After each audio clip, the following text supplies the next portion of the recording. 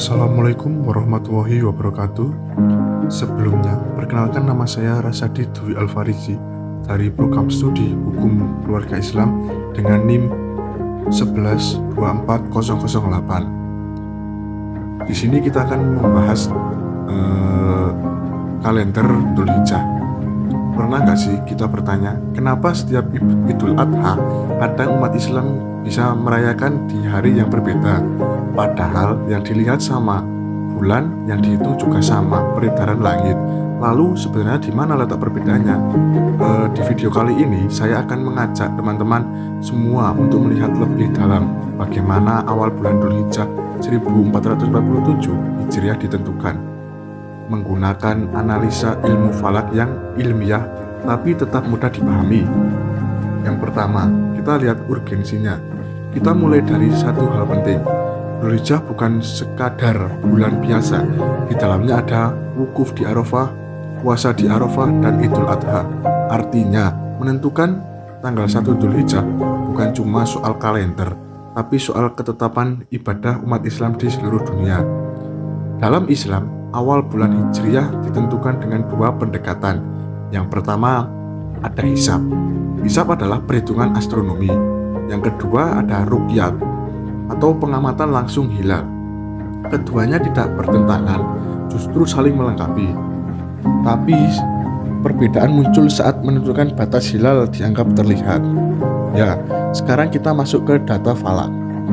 Ijtima atau konjungsi terjadi pada 27 Mei 2026 sekitar pukul 10.02 WIB. Artinya, sebelum matahari terbenam, bulan sudah lahir. Secara hisab, sudah masuk fase bulan baru. Tapi tunggu dulu, apakah itu berarti hilal sudah bisa terlihat?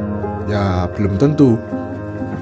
Saat matahari terbenam, posisi bulan berada di ketinggian sekitar 2,5 derajat di atas ufuk.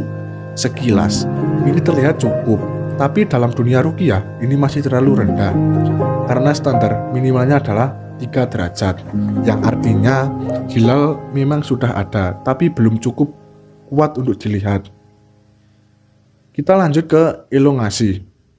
Jarak sudut antara bulan dan matahari hanya sekitar 5,8 derajat, padahal standar minimalnya harus 6,4 derajat.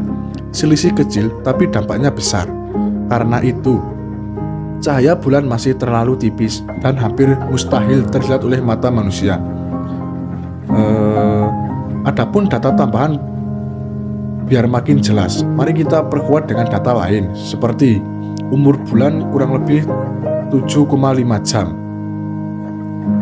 Adapun iluminasi hanya 0,3% sampai 0,5%. Sedangkan light time-nya sekitar 12-15 menit. Artinya apa? Hilal sangat mudah, sangat tipis, dan sangat cepat tenggelam. Dalam bahasa sederhana, hampir tidak mungkin terlihat. Disinilah letak perbedaan besar itu. Muhammadiyah atau wujudul hilal selama bulan sudah di atas ufuk, maka bulan baru dimulai tanpa melihat apakah hilal bisa terlihat atau tidak. Sedangkan NU dan pemerintah atau Makanur Ruqyah tidak cukup hanya ada. Hilal harus cukup tinggi, cukup terang, dan mungkin terlihat. Kalau tidak, bulan digenapkan menjadi 30 hari. Maka dari data yang sama, lahirlah dua keputusan yang berbeda. Satu mengatakan, sudah masuk bulan baru, yang lain mengatakan, belum. Kita sempurnakan dulu. Dan dari sinilah perbedaan Idul Adha bisa terjadi. Kalau kita lihat dari sudut pandang astronomi modern, dengan tinggi hanya 2,5 derajat, elongasi di bawah 6 derajat, umur bulan kurang dari 8 jam. Probabilitas terlihatnya hilal hampir 0. Bahkan dengan teleskop sekalipun, hasilnya masih sangat meragukan. Jadi, perbedaan ini bukan karena salah satu benar, tapi karena perbedaan cara membaca langit. Perbedaan dalam menetapkan batas terlihatnya hilal, dan justru disitulah letak keindahan ilmu falak, bahwa satu langit yang sama bisa dipahami dengan pendekatan yang berbeda. Mungkin cukup Itu penjelasan dari saya. Mohon maaf bila ada kesalahan kata maupun tutur kata yang kurang berkenan. Wassalamualaikum warahmatullahi wabarakatuh.